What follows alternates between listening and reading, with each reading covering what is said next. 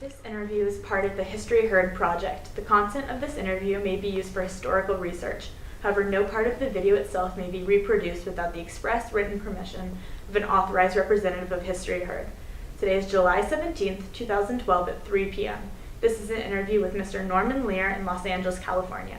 He was born on July 27th, 1922, New Haven, Connecticut.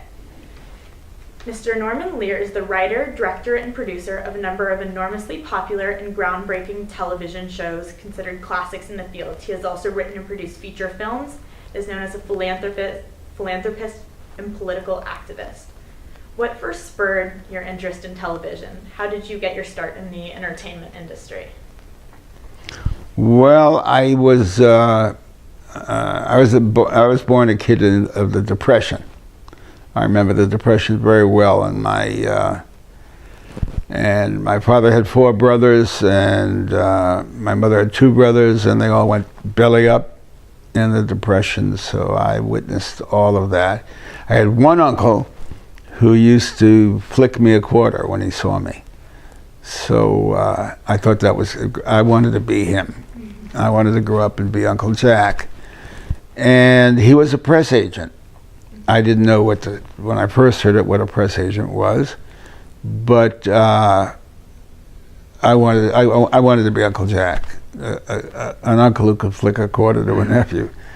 So I came out to California to do that. I always knew I wanted to. I came out to California later, but that's how I got started. And you've created some of the most successful and enduring shows in television history, shows like All in the Family, Sanford and Son, Good Times, The Jeffersons. What made your shows so popular and so enduring? Well, what made the show so popular? They were good. They were, I think, before we came on the air, we were on CBS. And the shows that distinguished CBS from a comedy standpoint were shows like Petticoat Junction, The Beverly Hillbillies, and Green Acres. The most difficult problem any family faced on those shows were like the roast is ruined and the boss is coming to dinner. What on earth are we going to do? So we came along, and we're dealing with the problems we saw around us, the problems we faced in our families, the problems we read about in the newspapers other families were dealing with, and that struck a new chord. And years later, when people used to say, "Well, if you want to send a message to this Western Union, you should be using television." And I remember thinking, all those years when the biggest problem was the roast is ruined, or Mom dented the car, and how do we keep Dad from finding out before it's fixed? That had a lot to say, in its own way. Like, America had no racial problems, it had no economic problems, there were no wars, there was, that was a point of view and a message also. Right. So, tell me when the answers are too long. No, please. Perfect, thank you.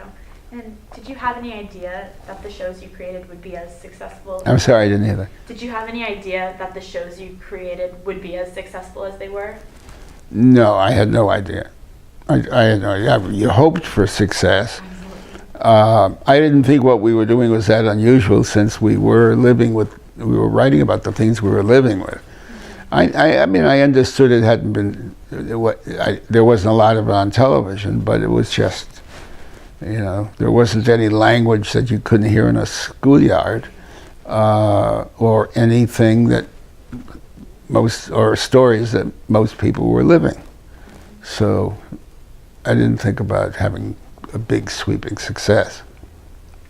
And then in 1999, when President Clinton presented you with the National Medal of Arts, You said you, quote, held up a mirror to American society and changed the way we look at it. How would you describe the impact of your work? What have viewers learned from it? What did viewers learn from your television shows? Your work? what did viewers learn?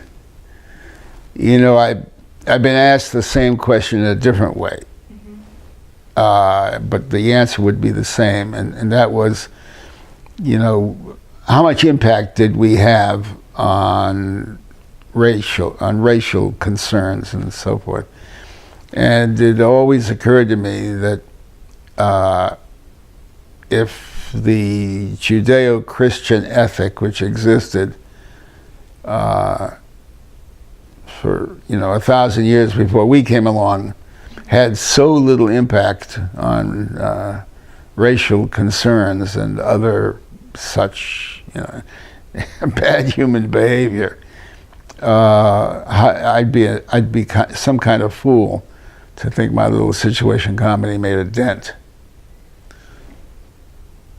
And yet, when I was a little guy, maybe 8 years old, 10 years old, I was standing at a lake with my grandfather in Moodus, Connecticut.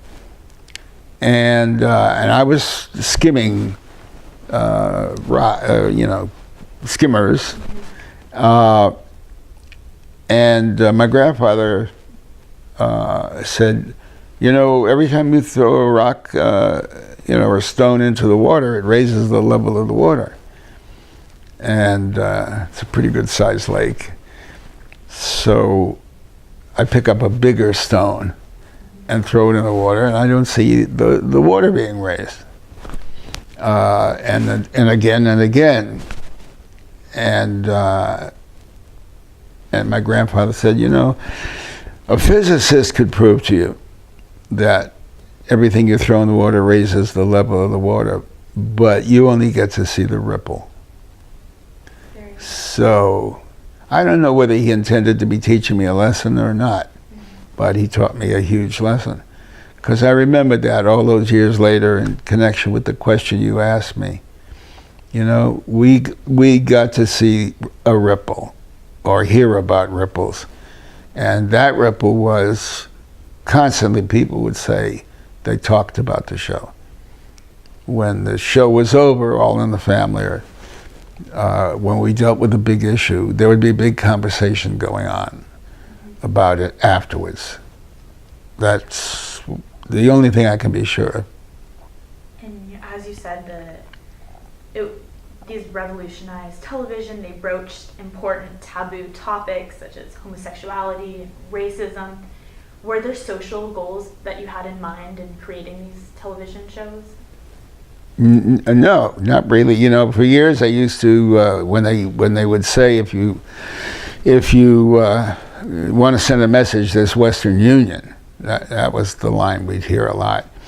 And I used to deny that I was trying to send a message, and I meant it sincerely. We were seeking to entertain.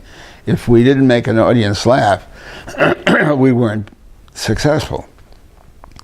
And it took me some time to realize, but we're serious people.